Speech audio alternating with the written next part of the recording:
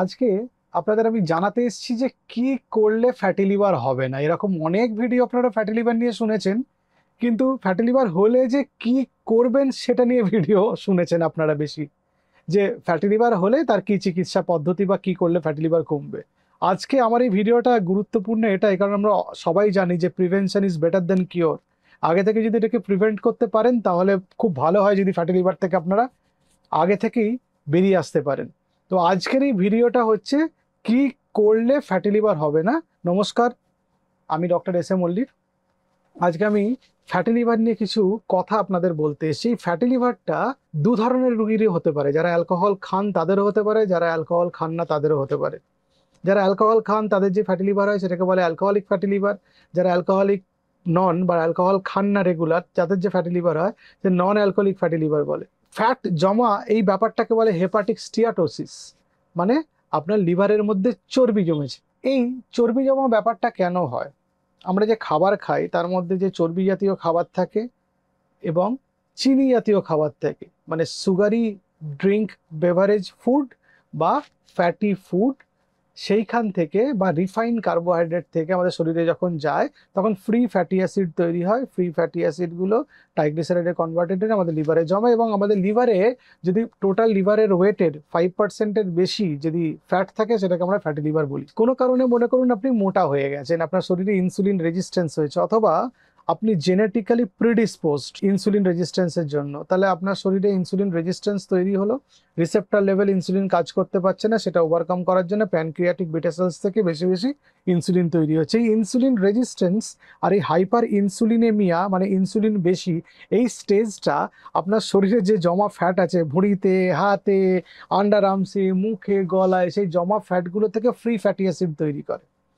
এই free fatty acid এফএফএ এইটা triglyceride তৈরি করে, এবং এই ফ্রি ফ্যাটি অ্যাসিডটা রেসপন্সিবল ফ্যাটি লিভার তৈরি করার জন্য। কখনো কখনো আমাদের শরীরে ডি নোভো লাইপোজেনেসিস হয়। সেটা আবার কি? মনে করুন আপনার ইনসুলিন রেজিস্ট্যান্স হয়েছে, সেটাকে ওভারকাম করার জন্য ইনসুলিন সিক্রিশন বেড়ে গেছে, এবং আপনি সুগারি ড্রিঙ্ক খাচ্ছেন, বা আপনার শরীরে সুগার বেশি, ডায়াবেটিস আছে, রক্তে শর্করা বেশি, uncontrolled.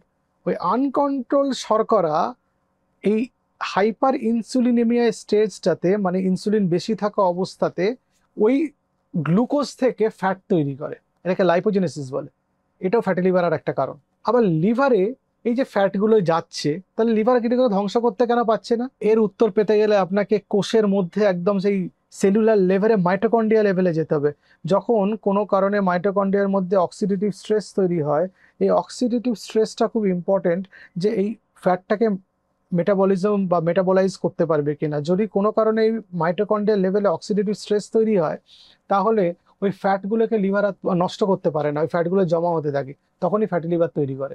Normally healthy liver ট্রাইগ্লিসারাইডটাকে VLDL এ কনভার্ট করে দেয়, ফলে লিভার আর জমতে পারে না, তখন ফ্যাটি লিভার হওয়ার চান্স কম।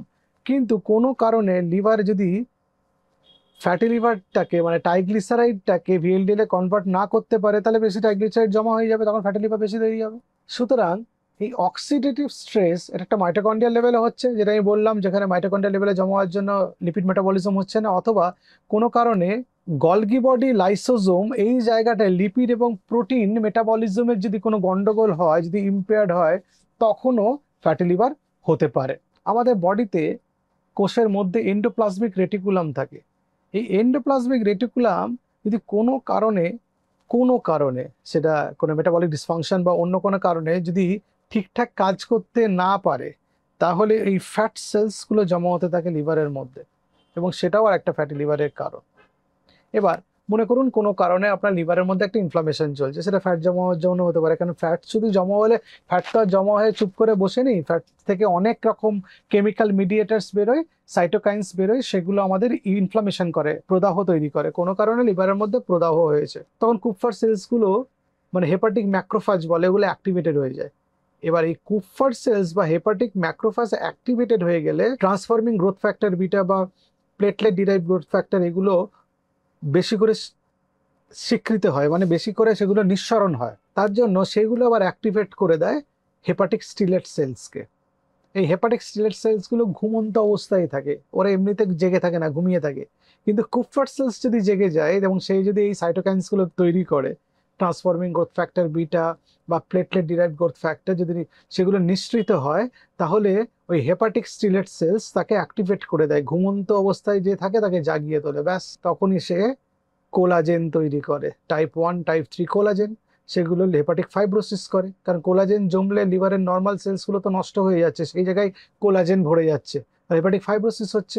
আর ফাইব্রোসিস যখন একটা অ্যাডভান্স হয়ে যায় তখন সিরোসিস হয়ে যায়, কারণ সিরোসিস মানে হচ্ছে অ্যাডভান্স স্টেজ অফ ফাইব্রোসিস, অনেক ফাইব্রোসিস হয়েছে তখন সিরোসিস হয়। তাহলে লিভার ড্যামেজটা কি করে প্রোগ্রেস করবে সেটা জানতে হবে। প্রথমে হচ্ছে লিভারে ফ্যাট জমলো, লিভারে ফ্যাট তো জমলো ভালোই হলো, কিন্তু ফ্যাট তো জমে চুপ করে বসে নেই, সে বিভিন্ন রকম সাইটোকাইন তৈরি করে হেপাটিক স্টিলেট সেলকে জাগিয়ে কোলাজেন তৈরি করে লিভার ফাইব্রোসিস করলো, ফাইব্রোসিস অনেকটা এগিয়ে গেলে সিরোসিস করলো।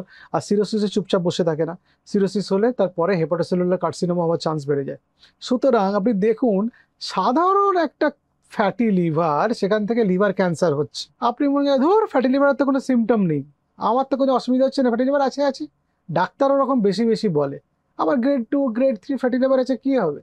ওই ফ্যাটি লিভারে ফ্যাট চুপ করে বসে থাকছে না, ও আপনার ক্ষতি করবেই। এবার কাজের কথাটাই আসি, যেটা নিয়ে আমাদের টপিকটা শুরু হয়েছিল, যে কি করলে ফ্যাটি লিভার হবে না। তাহলে একদম শুরু থেকে করতে হবে, কিন্তু আপনার ইনসুলিন রেজিস্ট্যান্সটাকে কমিয়ে ফেলতে হবে। সেটা কমাতে পারে কারা?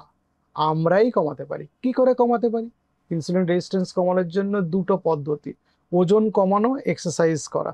ওজন কমানোর দুটো পদ্ধতি: খাদ্যাভ্যাসের পরিবর্তন করা এবং এক্সারসাইজ করা।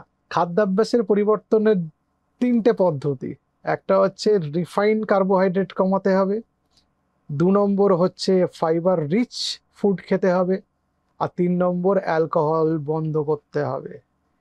আর এক্সারসাইজ দুটোতেই বললাম আমি, যে লাইফস্টাইলের মধ্যে এক্সারসাইজ আছে ওজন কমানোর জন্য, প্লাস এক্সারসাইজ এমনিতেও করতে বলছি আমরা, যে ইনসুলিন রেজিস্ট্যান্স কমানোর জন্য। এক্সারসাইজ কি কি এক্সারসাইজ? সে তো মোবাইলে গেম খেললেও আঙুলের এক্সারসাইজ হচ্ছে, এই এক্সারসাইজ না, পুরো বডির এক্সারসাইজ করতে হবে। হাঁটতে হবে প্রত্যেক দিন 30 থেকে 40 মিনিট করে, জগিং করতে পারেন, সাইক্লিং করতে পারেন, ডান্সিং করতে পারেন, সুইমিং করতে পারেন, জুম্বা করতে পারেন, পিলাটিস করতে পারেন, ক্রিকেট খেলতে পারেন, ফুটবল খেলতে পারেন, টেবিল টেনিস খেলতে পারেন, ব্যাডমিন্টন খেলতে পারেন, দৌড়ঝাঁপ করতে হবে। এবার যারা অনেক দিন অবধি হাঁটাচলা করেননি, হট করে আমার কথায় মোটিভেটেড হয়ে কালকে সকালবেলায় জুতো টুতো হাফ প্যান্ট টাফ প্যান্ট পরে দৌড়াতে আরম্ভ করলেন, নিয়ে বুকে ব্যথা নিয়ে হাসপাতালে চলে গেলেন, কারণ বডি রেডি না। আস্তে আস্তে শুরু করতে হবে, ধীরে সুস্থে শুরু করতে হবে। অনেক দিন ধরে ইনএবিলিটি বা ইমোবাইল ছিলেন আর কি, যারা কাজকর্ম করছিলেন না, বেশি বসে কাজ করছিলেন, শুয়ে বসে কাটাচ্ছিলেন, তাদের এক্সারসাইজ করতে যাওয়ার আগে আপনার ডাক্তারবাবুকে দিয়ে হার্টের চেক আপটাকে করিয়ে নিন, যে আপনার হার্ট ঠিকঠাক আছে কিনা, আপনার হার্ট এই যে এক্সারসাইজ শুরু করবেন সেটা নিতে পারবে কিনা, তাতে কোনো অসুবিধা হবে কিনা। প্রথমেই মোটিভেটেড হয়ে জিমে ভর্তি হয়ে ট্রেডমিলে দৌড়াতে আরম্ভ করবেন না, বিপদ ঘটবে। বডিকে রেডি করুন এক্সারসাইজ করার জন্য। প্রথম 1 মাস হাঁটতে থাকুন, খালি দেখুন কোনো অসুবিধা হচ্ছে কিনা, তারপর আস্তে আস্তে পেসটাকে বাড়াবেন। প্রথমে দৌড়ে নিজেকে আরো অসুস্থ করে ফেলবেন না। এটা গেল খাদ্যাভ্যাস আর এক্সারসাইজের ব্যাপার। ঘুমাতে হবে ভালো করে। আপনি যদি ভালো করে না ঘুমান, আপনার কার্বোহাইড্রেটের প্রতি ক্রেভিং বাড়বে, আপনার বাইরের খাবারের প্রতি ক্রেভিং বাড়বে, আপনি ওভার ইটিং করবেন। এই 3টে কারণে ওজন বেড়ে যাবে। আর ধূমপান আর অ্যালকোহল বন্ধ করতে হবে, কারণ অ্যালকোহলিক ফ্যাটি লিভার করে, সেখান থেকে একই পদ্ধতিতে সিরোসিস হতে পারে আপনার। এবং ধূমপান বডিতে ইনফ্লামেশন করে, এই ইনফ্লামেশন করলে ইনফ্লামেশন মাইটোকন্ড্রিয়াল লেভেলে, এন্ডোপ্লাজমিক রেটিকুলামের লেভেলে গিয়ে আপনার শরীরের অক্সিডেটিভ স্ট্রেস করে দেবে, তার জন্য রিঅ্যাক্টিভ অক্সিজেন স্পিসিস হবে, তার জন্য ব্লাড ভেসেলসগুলো নষ্ট হবে, তার জন্য ডায়াবেটিসের যে কমপ্লিকেশনগুলো হয়, আপনার ডায়াবেটিস না থাকা সত্ত্বেও আপনার সেই কমপ্লিকেশনসগুলো হবে। সুতরাং আপনাকে ফ্যাটি লিভার থেকে যদি বাঁচতে হয়, তাহলে আপনাকে ওজন কম রাখতে হবে, খাদ্যাভ্যাস পরিবর্তন করতে হবে, এক্সারসাইজ করতে হবে, এবং নেশা থেকে দূরে থাকতে হবে, বিশ্রাম করতে হবে, এবং মানসিক স্ট্রেস কমাতে হবে। যে স্ট্রেস বা চাপ, সেটা যদি না কমান, তাহলে স্ট্রেস বেশি থাকলে কি হয়, আমাদের কর্টিজল তৈরি হয় না বেশি, স্ট্রেস হরমোন বডিতে। এই স্ট্রেস হরমোন কি করে? ইনসুলিন রেজিস্ট্যান্স করে না, গ্লুকোজ লেভেল বাড়িয়ে দেয় না, বডিতে ইনফ্লামেশন তৈরি করে না, সেখান থেকেও তো ফ্যাটি লিভার হতে পারে। সুতরাং এই 5টা কি পয়েন্ট মনে রাখতে হবে: ওজন কমানো, ডায়েটারি মডিফিকেশন, এক্সারসাইজ করা, নেশা থেকে দূরে থাকা এবং ভালো করে ঘুমন এবং স্ট্রেস কমানো। নমস্কার।